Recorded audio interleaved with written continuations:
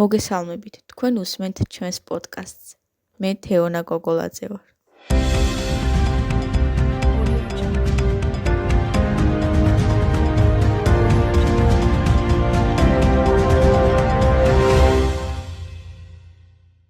ახალგაზრდა თაობა და ხელოვნური ინტელექტი, შესაძლებლობები და გამოწვევები. 21 საუკუნე ტექნოლოგიური გარდაქმნების ეპოქად იქცა. ხელოვნური ინტელექტი იგივე AI ერთ-ერთ ცენტრალურ როლს ასრულებს. იგი აღარ წარმოადგენს მხოლოდ სამეცნიერო ფანტაზიას. ხელოვნური ინტელექტი ყოველდღიურ რეალობაშია ინტეგრირებული. მას იყენებენ კომუნიკაციაში, განათლებაში, მედიცინაში, ბიზნესსა და შემოქმედებით სფეროებში. ახალგაზრდა თაობა ამ პროცესში განსაკუთრებულ ადგილს იკავებს.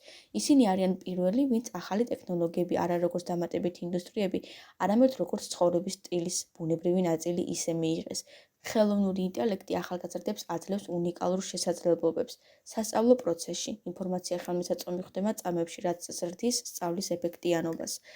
შემოქმედებაში, დიზაინის, მუსიკისა და ტექსტის ავტომატიზებული შექმნა ზრდის ინოვაციური იდეების რეალიზაციის შანსს. პროფესიულ განვითარებაში, ახალი პროფესიები, რომლებიც უშუალოდ უკავშირდება AI-ის განვითარებას, ახალგაზრდებს კონკურენტულ უპირატესობას სთავაზობს გლობალურ შრომით ბაზარზე. მიუხედავად დადებითი ასპექტების არსებობს სერიოზული გამოწვევებიც.